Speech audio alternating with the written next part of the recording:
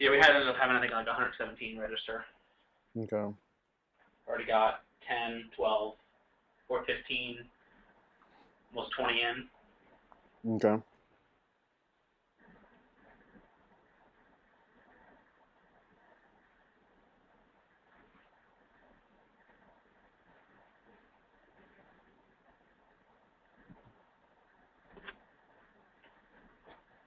I'll be back in 30 seconds. All right.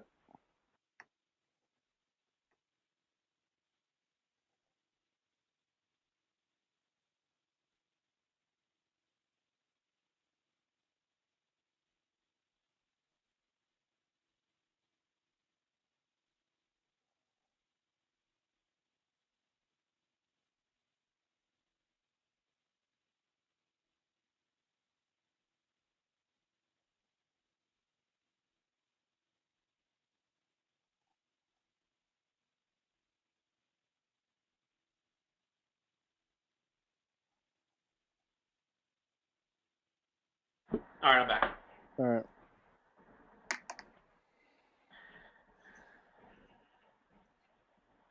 So I'll come on right at 2 and do the. We'll get started in just a minute. Okay. They can see my screen right now, though. Yeah, Okay. they just can't hear us yet. So good thing about this, we actually did a webinar yesterday, and we did a Prezi. You inspired us. Yoo-hoo! It's kind of nerve-wracking though, because I forgot about that part where if whoever was running it, if they touch the GoToWebinar panel during it, it gets out of full screen mode. Mm-hmm. So we had to scramble. Well, we didn't have to really scramble. We still had some time, but it was I forgot about that part yesterday. So.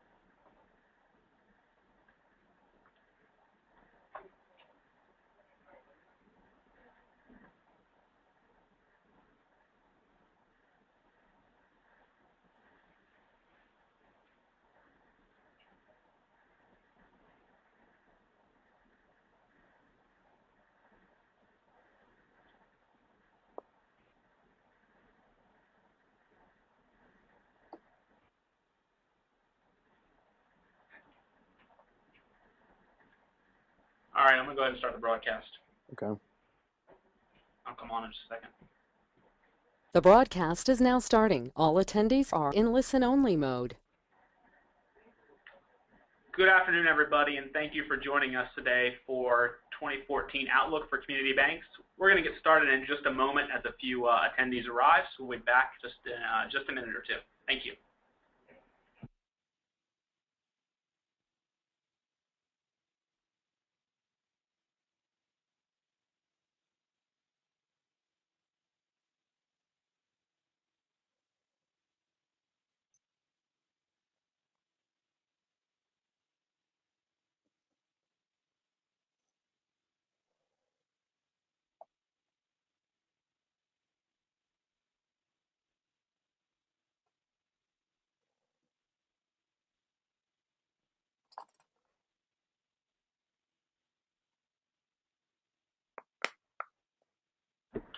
All right, good afternoon, everyone, and thank you again for joining us for 2014 Outlook for Community Banks, Managing Risk and Embracing Opportunities.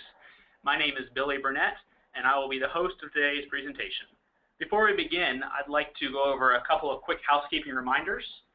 First, all attendees are in listen-only mode, so no need to worry about any noise on your end. Second, we do encourage questions throughout today's presentation, and we'll have some time at the end to answer those on the call. So utilize the GoToWebinar panel on your screen to enter those in at any time, and we'll go through those at the end. Third, we will have a few live interactive polls during today's presentation, so we encourage and appreciate your participation in those. And then finally, we will have slides available after today's presentation. Later today, you will receive an email with a PDF copy of the slide, but you will notice that this presentation will vary from your traditional PowerPoint presentation. So we will distribute those slides after the call today. So before I turn it over to Mr. Anson Cooley, just a quick overview of SageWorks. SageWorks provides financial institutions credit and portfolio risk solutions. And we've been in the banking industry for some years now and have well over 700 clients across the country. So at this time, I'd like to go ahead and turn it over to Mr. Anson Cooley of Synergy Bank Consulting. Very excited to have him with us today and look forward to the presentation. Anson? Thank you, Billy. I appreciate you. I want to take a moment to thank SageWorks for inviting me to do this 2014 Outlook for Community Banks. I'm excited about 2014. I have many clients and just been reading a lot of articles about a lot of community banks that are getting over the hump, that are coming off of regulatory agreements and getting upgraded CAMEL risk ratings and things of that nature.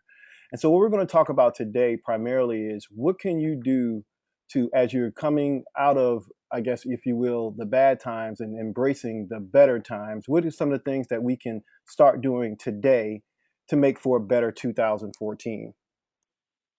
I'm going to tell you briefly a little bit about Synergy Bank Consulting. We primarily do outsourced loan review, workout process improvement, periodic deep dive reviews. We do policy and process development, specifically with regard to stress testing, TDRs, and your ALLL. We also provide board and management level training services, as well as loss share process improvement. In addition to that, we're a full service consulting firm that also provides IT audit, internal audit, compliance audit, and all the normal audit services that consulting firms provide. A little bit about myself.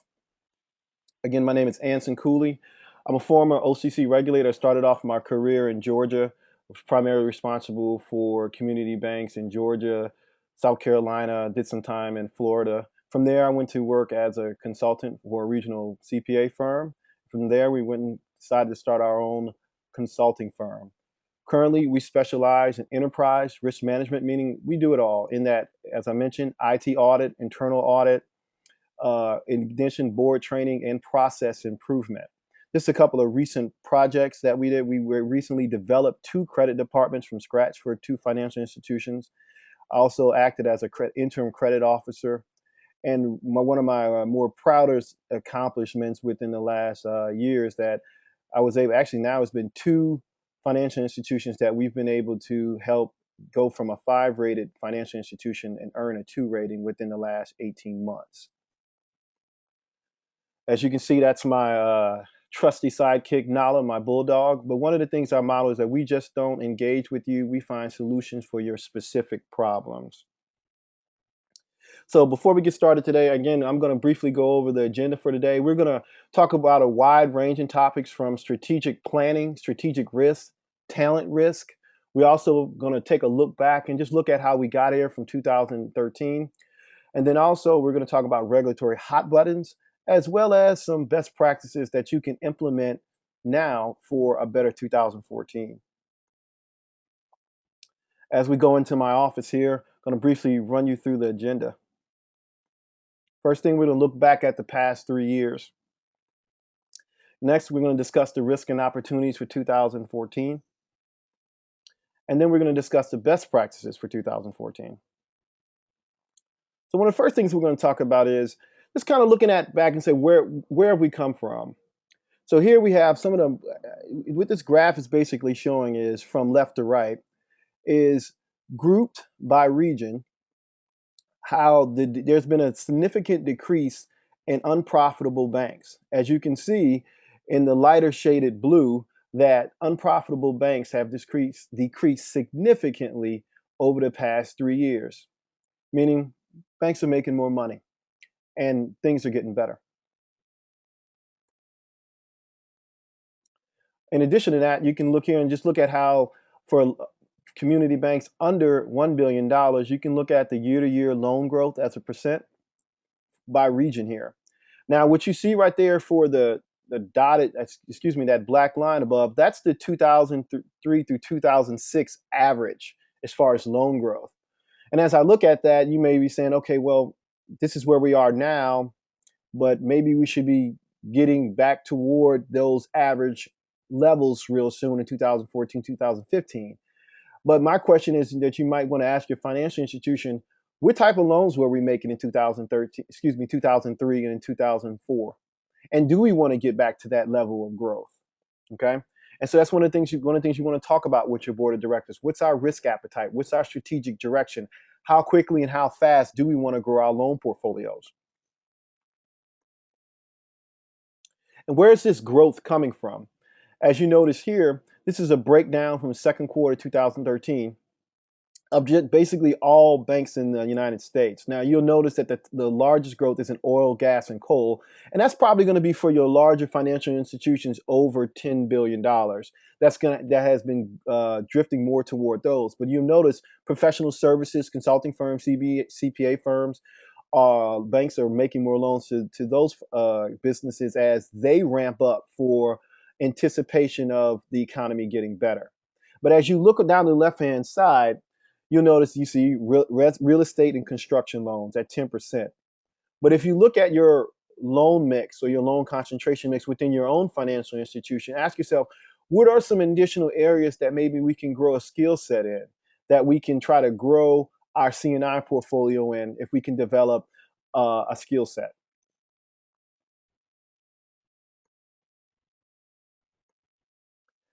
One of the things we're going to look at next is just what has income been doing over the last 2 to 3 years. As you notice, this is broken down by assets greater than 10 billion, assets between 1 billion and 10 billion, and assets less than 1 billion. And you'll notice over the last couple of quarters, there's been a significant, no, I wouldn't say significant, a modest increase in non-interest income, and also a decrease in ALLL provision. And there's been a lot of talk, if you read some of the articles that a lot of the OCC and FDIC has been coming out talking about, perhaps community banks may be prematurely releasing or not releasing provisions within their allowance. And so one of the things we have to be prepared for is be ready to substantiate your allowance. Be ready to have the backing and the data to support why your ALLL quarter over quarter or year over year may be decreasing. Ask yourself, is it directionally consistent? Now, when I look at this is from OCC system. This is banks in the United States here. Now, although the OCC is saying that the allowance may be lessening prematurely, you will notice that non-current loan ratio is going down. The net charge-off ratio is going down as well. And so as you look at this, there is a directional, consistent explanation for why the allowance ratios has been decreasing over the last couple of quarters. But for your specific institution, you have to make sure that you're prepared to substantiate that. One of the key terms that I noticed recently after I read a recent report of examination is ensuring that your ALLL methodology is robust and it substantiates the reasoning behind you taking less provisions.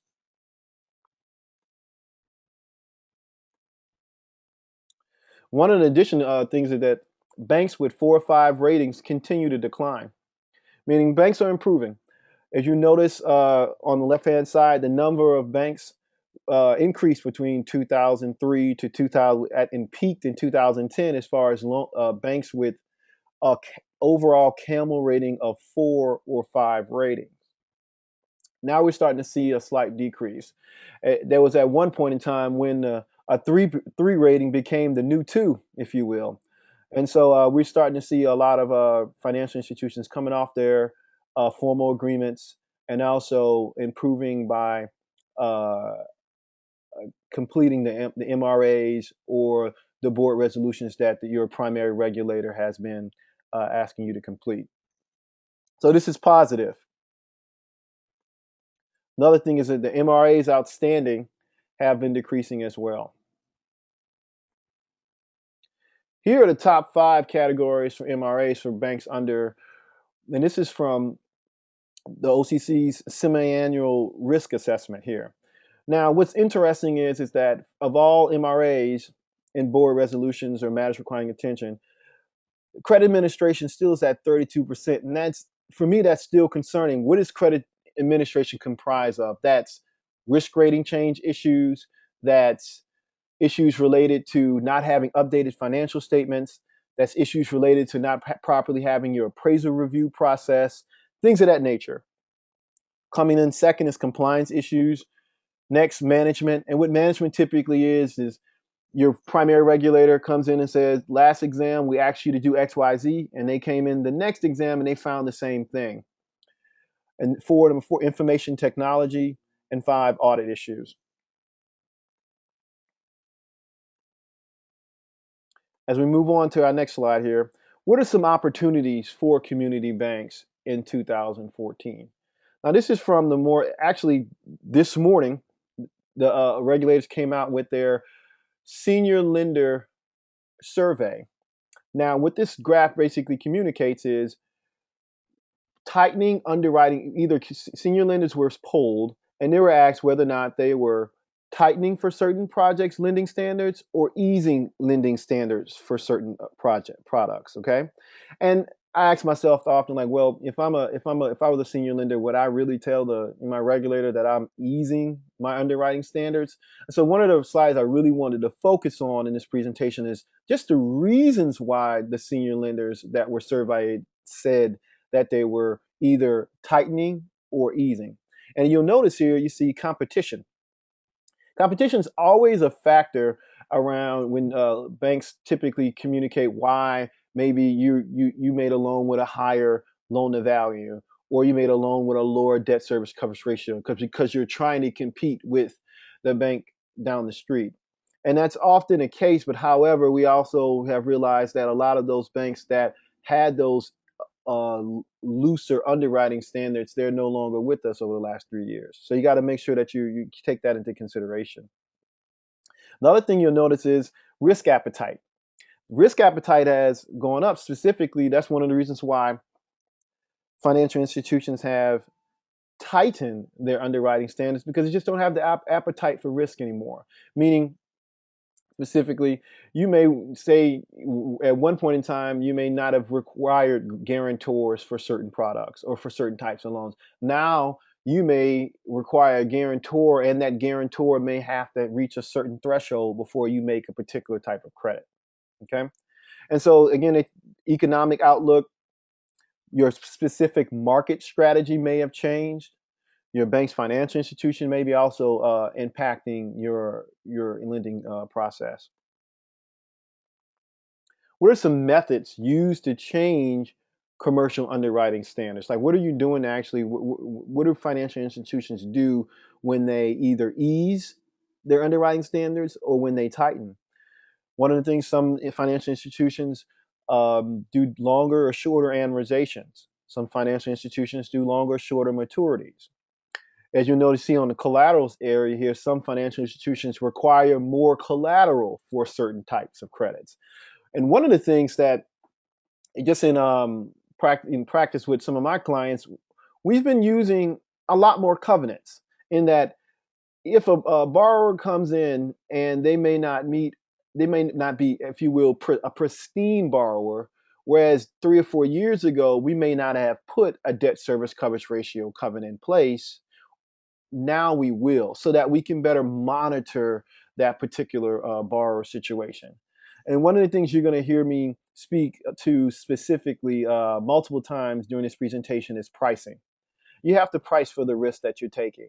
One of the things that you'll notice, and I've noticed over the last 3 or 4 years, is that when you look at some of your loans, look at some of the loans that's given you the most problems over the last 3 or 4 years, and then look at how they were priced. Specifically, you want to make sure that you're pricing for the risk. Okay.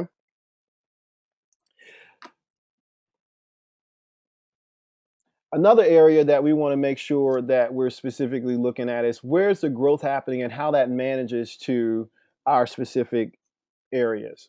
And so looking on the left-hand side, you say, well, you have growth in real estate and construction, and then you also have some growth in professional services. But when you are thinking about your financial institution specifically related to your C&I loans, ask yourself, what are we doing to, one, go out and get those different types of credits, And then also, how are we prepared both internally from an expertise standpoint to properly underwrite these credits? So, if you will, Billy, if you can come on for a second, we're going to take a take a brief break and just ask a quick question for people here. It's just to kind of just get a feel for the room, who we have in the room. Billy, can you put up our first poll question here? It's a bit it's about the Super Bowl on Sunday. Go ahead, Billy. Absolutely, Anson.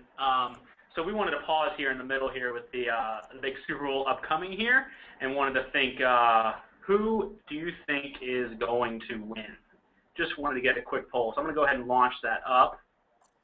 If you could just take a quick second for a fun poll question here as we're getting underway.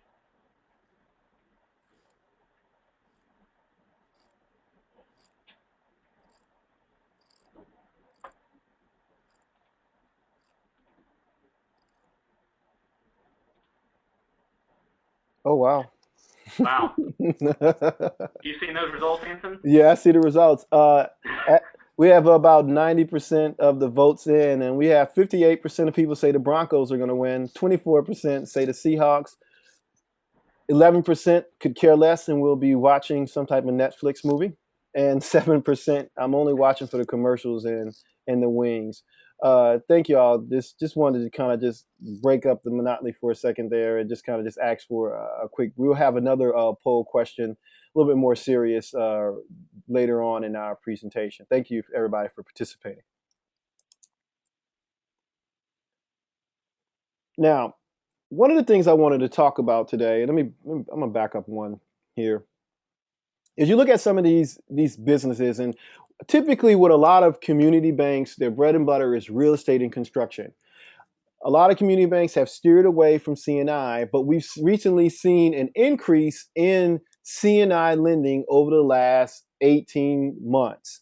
And one of the things that kind of concerns me as I sit maybe in a loan committee meeting or look at a loan presentation is a lot of times there is a lack of understanding of the business model of the business that you're trying to improve. Trying to approve.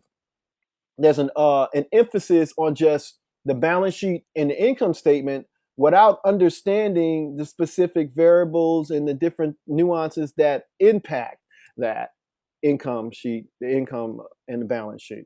So what I'm going to talk about today briefly is one of the things that you can do to improve your understanding and also help your loan committee better understand the loan presentations that you bring in. Because I've often seen a good loan not get improved in committee just because either the board of directors or the loan committee members couldn't get a good comfort level with that particular credit. So what we have here is a business model canvas. And what with this business model canvas is it just breaks down the different components of a particular loan presentation's business model. And so imagine instead of just having a loan presentation that regurgitates the last 20 years of the business, how long they've known the particular loan officer, and then going straight into the income statement and a balance sheet and some ratios, what about if we understood what was this particular business's value proposition? What do they do? What value do they deliver to their customers? What are their key activities? What value do they provide? What products do they provide? What problems are they solving for their customers? Okay. As well as what are their key customer segments? And then once we understand those things, we're in a better place to understand the cost structure and the revenue streams.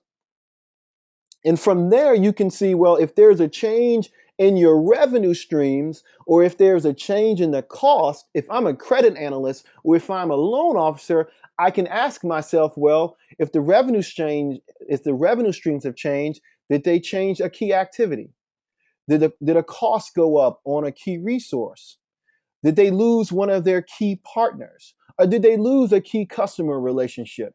It kind of ties it all together. So just as a best practice, this business model canvas is something or something similar is something that you can perhaps incorporate into your loan presentation process if you're in an effort to try to increase your C&I lending this year. because one of the crucial things with C&I lending is making sure you understand the business model, not just from a debt service ratio standpoint, not just from a current ratio standpoint, not just from a liquidity, but understanding the actual variables and being able to ask the questions, the underlying questions that impact your cost structure and your revenue streams.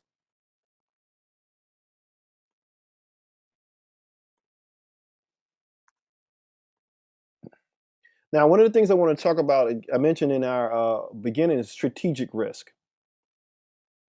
Specifically, most financial institutions, either in the fourth quarter or in the first quarter, do some type of strategic planning process. Now, I was recently asked to do a strategic plan for a financial institution, and the president sends me over, I guess, his idea of what we should be doing as far as when we facilitate it.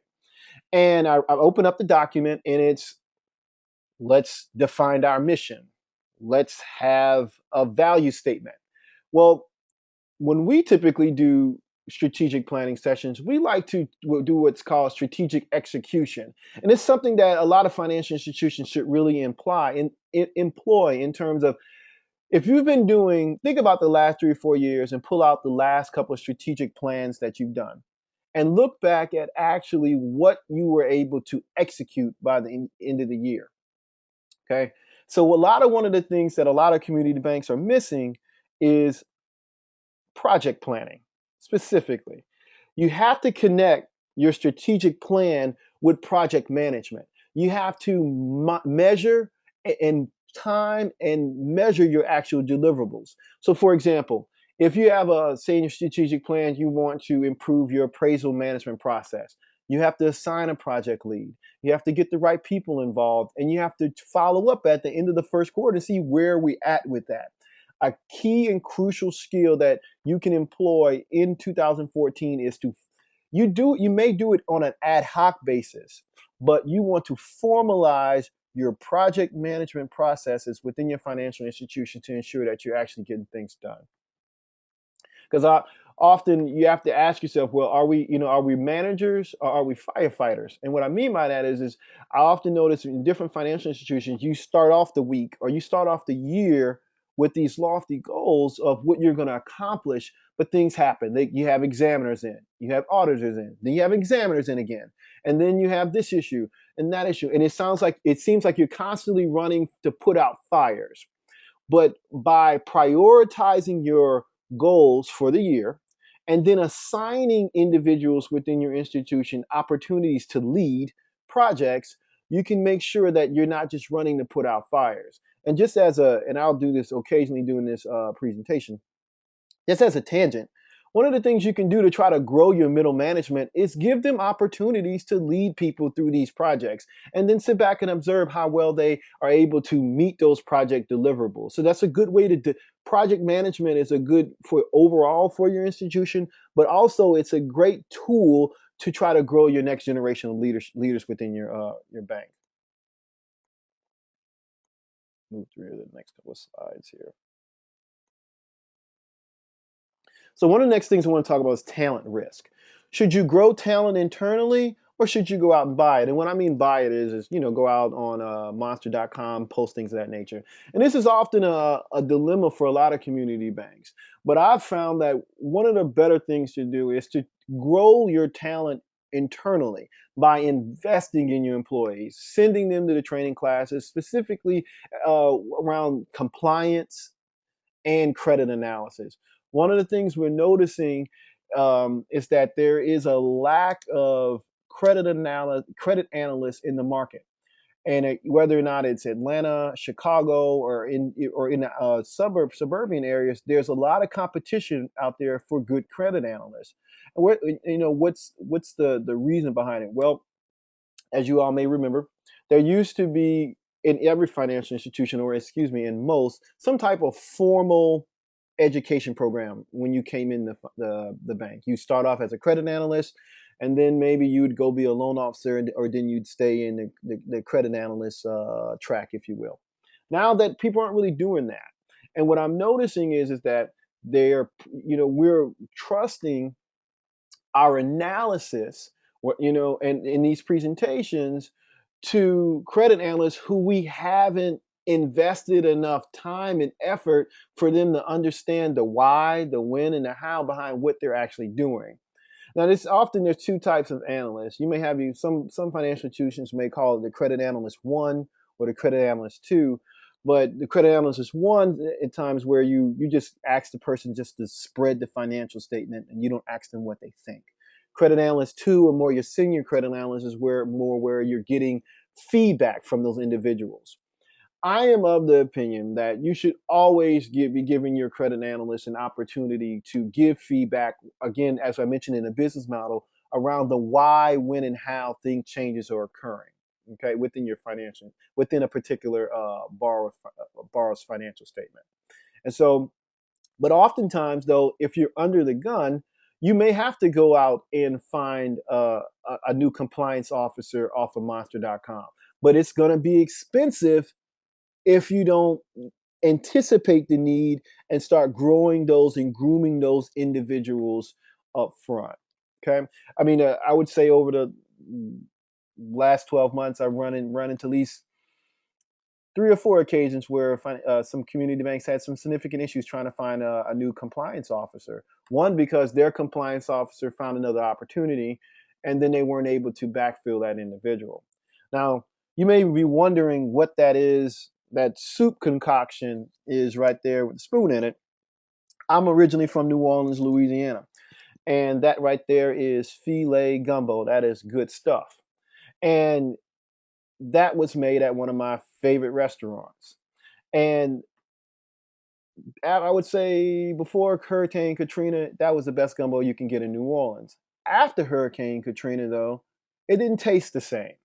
Why? Because nobody actually ever wrote down the recipe.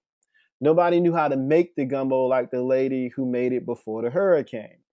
What does this have to do with anything, Anson? One of the ways that you can improve your processes is actually taking time to write detailed policies and procedures so that as individuals leave and as individuals retire, you can ensure that you continue making your gumbo the same way and it tastes the same. Okay. And so this is one of the things that you can do. What this is simply is just a process map. This is one of our process maps we drew from one of our clients for their appraisal review process. And it makes it so that, if a person leaves, it can, and actually these process maps can get way more detailed than what we have here. But you have the first step, the financial institution sends the appraisal review to the appraiser. Next step, the appraisal goes back to the client. Next step, the appraisal goes to the appraisal reviewer, and then so on and so forth. If you were to employ this process in your financial institution, imagine how you would close the timing gap around actually training people within your financial institution. Another key process that you can add is use technology. If you find yourself at times repeating or training people, whether it be tellers, on the same processes, there are programs that you can use that can record your screen. Same way, so as for example, whether or not you use, Laser Pro or Compliance One, you often find that there's certain transactions that you're doing repeatedly. Find your best person that can do those transactions, have them record their screen and walk through that process, and then record that and post it up on your intranet. Now you have a process that whenever you have to train a new loan administration person, you can send them to these videos so that they can review it, rewind it without having to stand over that individual's shoulders. Likewise, you can do the same thing for your tellers and other processes, okay? So that's just another best practice that you can utilize in terms of trying to improve your processes going forward. Now, what are some regulatory hot buttons for 2014? One of the big things are model validations. Now, this is where you specifically related to your ALLL, your interest rate risk model, and your BSA model. I'm starting to see more and more requests from regulators to have your model validated, meaning making sure that it's not just garbage in, garbage out. back testing and things of that nature. That's something that you want to make sure that. Now, often I do see a lot of financial institutions wait till the regulator actually tells them to do it and then they do it. But I'm starting to see an increase in MRAs related to model validations and recommendations in reports of exam related to model validations. And so you want to make sure that you either have that talent in-house to do that, or you want to outsource that to someone and find there are a lot of vendors out there. We do it. There's other vendors out there that are out there that you can find this done at a reasonable cost. And also there's an increased emphasis on stress testing.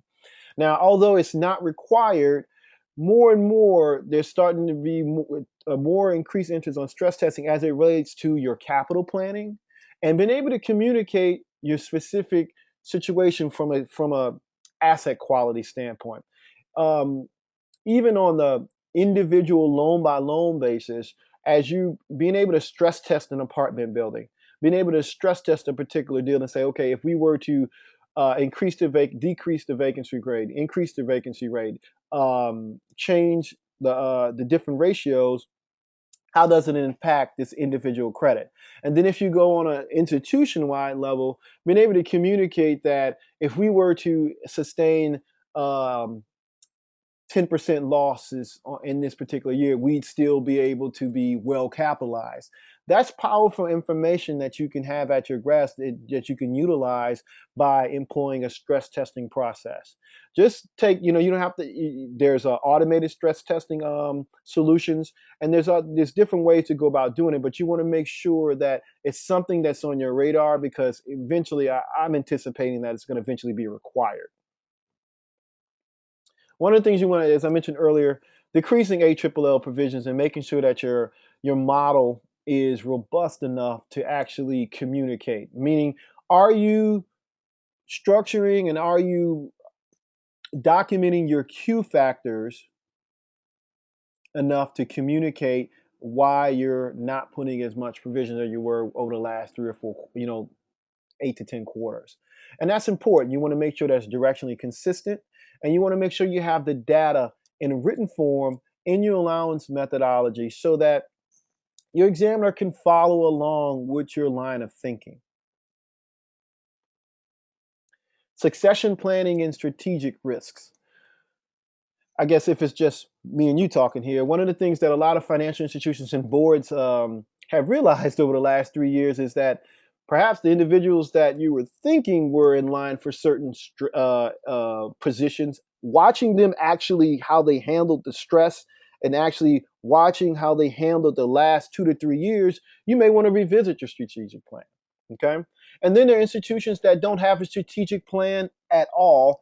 And there's still some very, strong individuals that, whether it be the chief credit officer, the president, that if that individual was no longer with the financial institutions for whatever reason, what would be the next step? Who would be in charge? That needs to be defined, and that needs to be it's spoken about, because I've seen more often than not how that could really put a financial institution in a significant strain when there's some type of management upheaval. You want to have that outlined. Another thing is just strategic risk. If you find that you're getting the same type of loan requests that are being brought in by your loan officers week after week, albeit, oh, we have this borrower with a lot of liquidity and net worth, and he's trying to buy this failed acquisition and development product, or we have this borrower that is trying to buy this apartment building. I mean, if that's in your strategic plan to increase your commercial real estate or increase your acquisition and development, then that's one thing. But if your loan officers aren't being pushed towards certain sectors, certain types of areas to grow the loan, then they're going to just bring in whatever they can get. And so you got to make sure that you're communicating within your strategic plan, hey, we want to grow in this geographic area. We want to grow our loan portfolio in acquisition and development, or we want to grow in C&I, and then manage those loan officers to those areas. Another thing, and I had a conversation with a president the other day, is that I asked him why he didn't approve a particular credit. And one of the things was he said he just didn't have confidence in the loan presentation. I thought that was interesting in that as they were discussing the credit in loan committee, they noticed that the balance sheet didn't balance out, or there were ratios that were incorrect within the loan presentation, things of that nature. You have to make sure that you have the analyst in your credit department adequately trained, ready to support your growth. Give them the training, give them the support needed so that you can stretch your legs. Because when I think about loan departments and the credit departments, one's the gas and one's the brake, and you need them both. So you want to make sure you're investing in both of those areas. So what are some best community bank best practices for 2014? Actually, Billy, let's go ahead and do the next poll question. The board one, Anson? Yeah, let's go ahead and do the board question, and then do the question for what talent we think we need in our what talent that we may be lacking in our financial institution. Yep. So the first poll question here is, how would you describe board engagement? So we've got up here a few different choices of fully engaged and active, present, active, but nodding off from time to time, present but not active, or rarely present. So if you could just take a few seconds here and select the answer that compares most to your institution, we'll go ahead and share the results in just a few seconds. Appreciate over 50% of you already voting. We'll just leave it open for about 5 or 10 more seconds.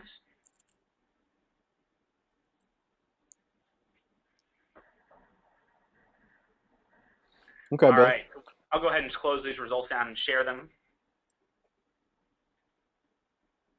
So, Anthony, can you see the 59% fully engaged and active? Which is great. I would say that for the board meetings that I've attended, either loan committee meetings or directors loan committee meetings, I mean, when I think fully engaged and active, it's really you can usually tell by the types of questions that are being asked, specifically by the audit committee as well as loan committees.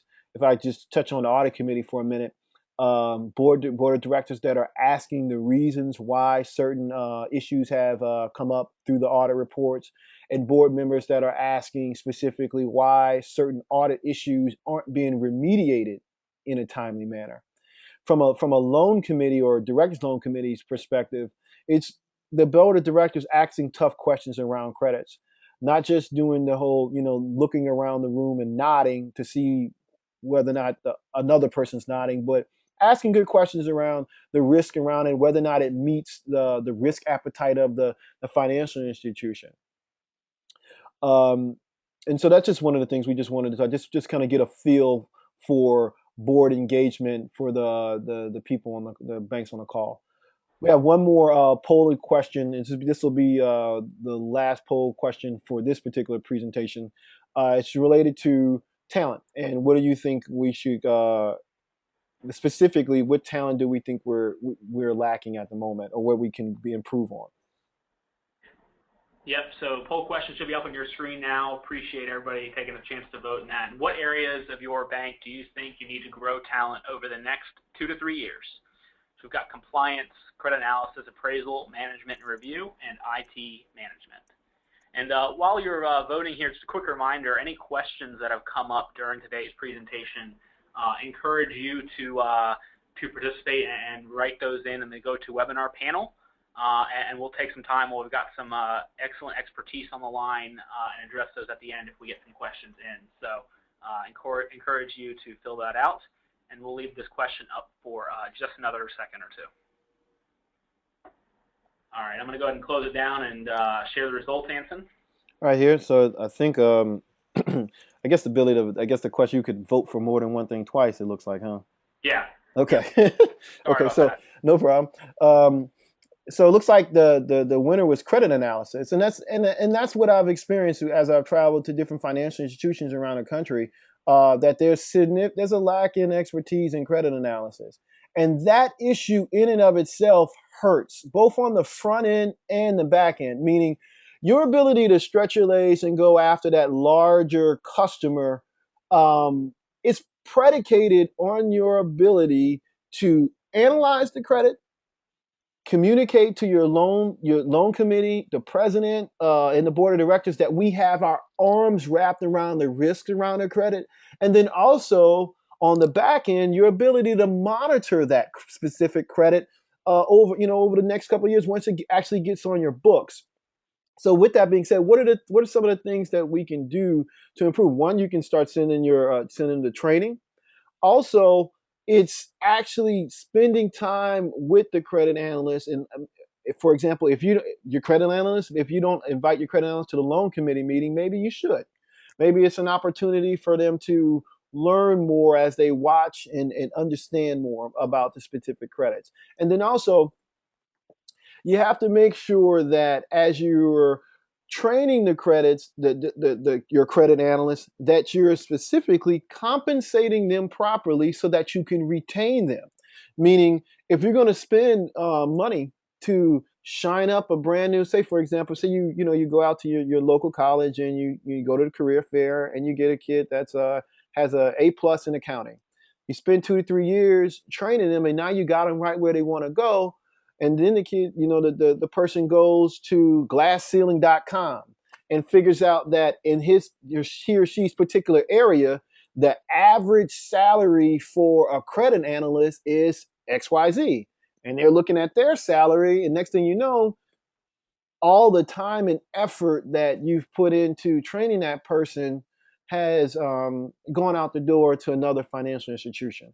Now, I can hear one of my bank presidents saying, well, there's no way I'm paying a credit analyst X amount or X amount. But when you look at it and put it in context, you're trusting these analysts to analyze these figures and give you feedback on whether or not you should make an approval. Yet there's not a corresponding compensation that relates to the risk that you're placing in these individuals. That's just something to really consider. Another area is compliance, with these new regulations related to Dodd-Frank, there's going to be, and I'm sure everybody's compliant by now with the new truth in lending regulations, but making sure that you are always backfilling your compliance function, meaning that you just don't have one person within your financial institution that understands all the regulations. Always have an understudy. Always have someone that is ready to step in if that person takes another job or whatnot. And how do you get that, frankly, ingrained in your culture? Make it a part of your performance review process, right? Make a part of your performance review process how managers are bringing up other talent within your financial institution. Appraisal management and review, that's something that might find that you might be better off outsourcing depending on your volume of appraisals and the volume of your appraisal review. Or that's something that when you think about it, you can send 2 individuals to get their appraisal license. Not that they would be out there doing real appraisals, but they can go through the Appraisal Institute and take Appraisal Principles 1, Appraisal Principles 2. They can take these courses so that when you're getting these appraisals, you actually feel more confident about the review that's being completed. And in IT management, everybody knows we've been watching these different issues related to hacking and Target. As recently as I think yesterday, Michael's, the craft store, was hacked and lost customer information.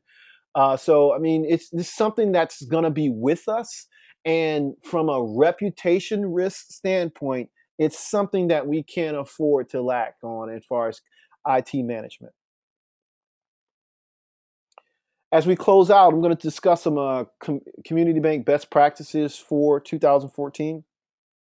One of the big things is take some time and perhaps develop a risk-based pricing mechanism.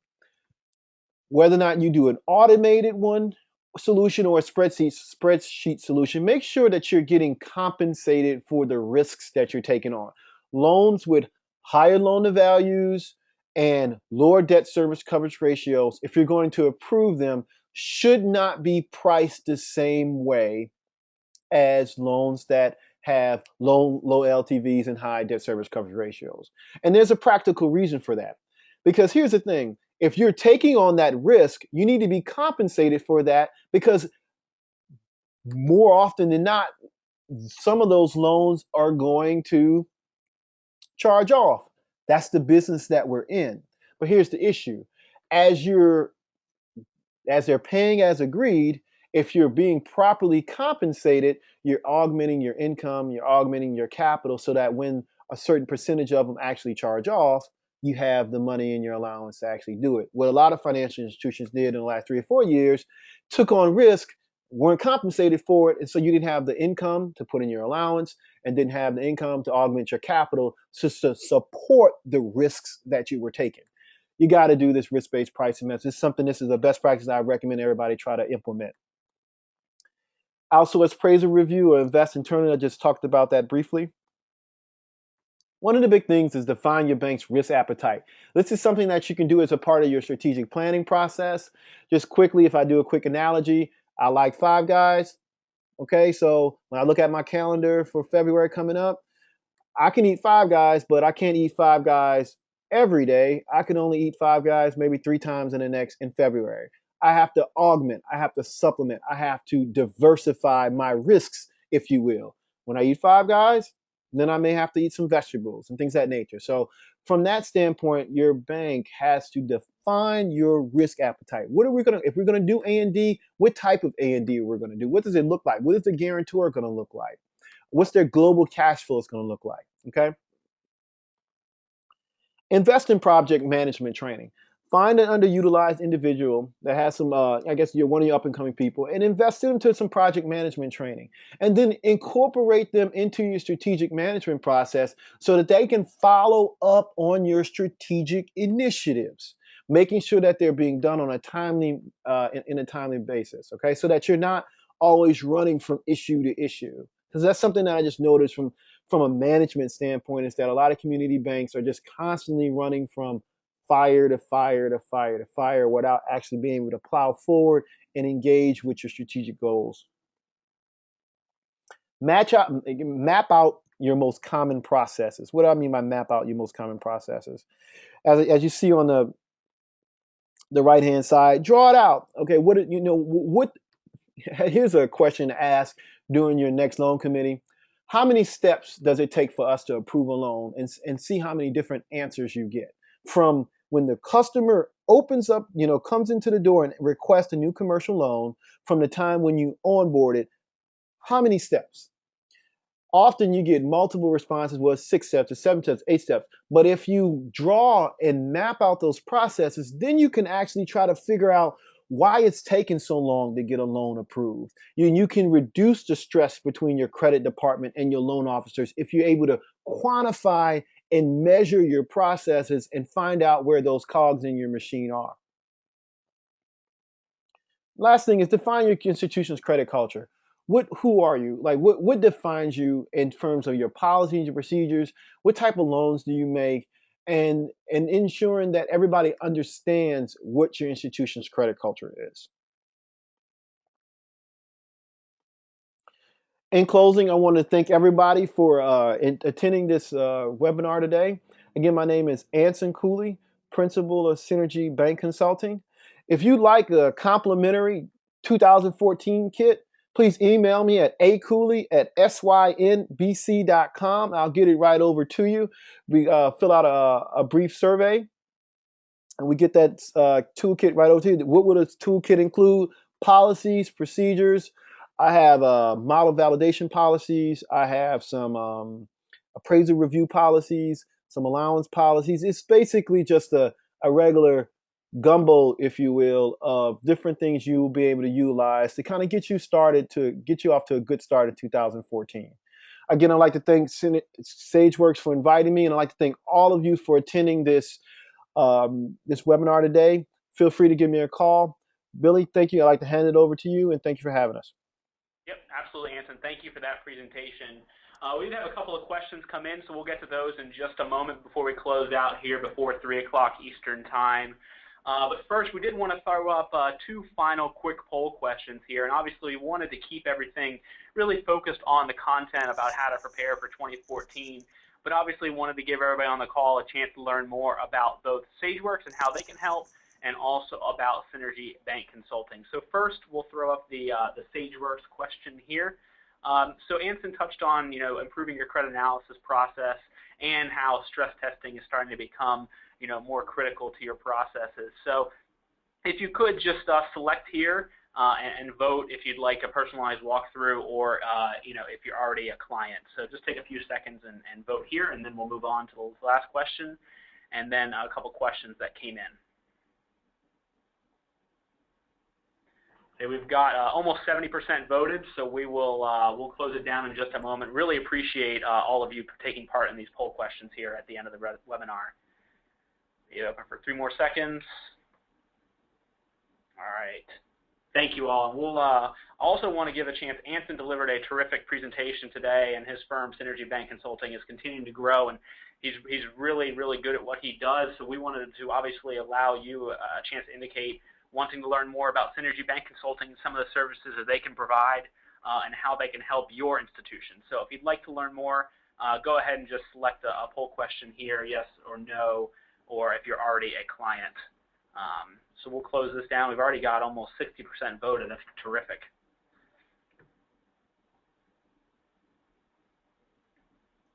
All right, we'll go ahead and close it down in 3 seconds. All right, terrific. Thank you for voting, everyone.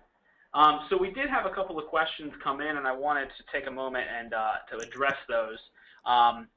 First, we had a question that came in, Anson, about any cash flow analysis courses or any bank courses maybe that you've seen that you think are good, or you've heard that might be good for bankers to take.